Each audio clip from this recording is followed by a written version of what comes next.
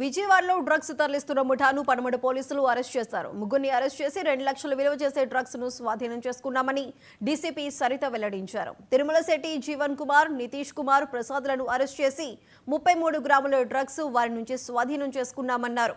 University విద్యార్థులకు ఈ drugs అమ్ముతున్నట్లు విచారణలో తేలిందన్నారు. వాళ్ళనైతే ఇమీడియట్ గా అరెస్ట్ చేయడం జరిగింది, రిమాండ్ పంపించడం జరిగింది. బట్ దీని మీద 100% ఎఫర్ట్స్ ఉన్నాయండి. స్పెషల్ టీమ్స్ ఫామ్ చేయడం జరిగింది గౌరవ్ సిపి గారు. ముందే మనం అనుకున్నాం ఈగల్ డిపార్ట్మెంట్ అని. ఈగల్ టీమ్స్తో పాటు కమిషనరేట్ పరిధిలో కూడా టీమ్స్ ఉన్నాయి. దానికోసం స్పెషల్గా టాస్క్ ఫోర్స్ ఫామ్ చేయడం జరిగింది. సో దీని మీద చాలా కఠినంగా చర్యలు ఉంటాయి. ఇంకా ముందు కూడా మీరు చూస్తారు. సో మెనీ కేసెస్ ఆల్రెడీ జరుగుతున్నటువంటి వాటి మీద ఇన్ఫర్మేషన్ ఉంది, ప్లస్ దాని మీద ఎన్ఫోర్స్మెంట్ కూడా జరుగుతుంది. సైబర్ క్రైమ్ టీమ్స్ కూడా సెపరేట్గా దీని మీద వాచ్ చేసి టీమ్స్ ఫామ్ చేయడం జరిగింది. నార్కోటిక్ డ్రగ్స్ దాని మీద కూడా in addition to other cases వాళ్ళనైతే ఇమీడియట్గా అరెస్ట్ చేయడం జరిగింది.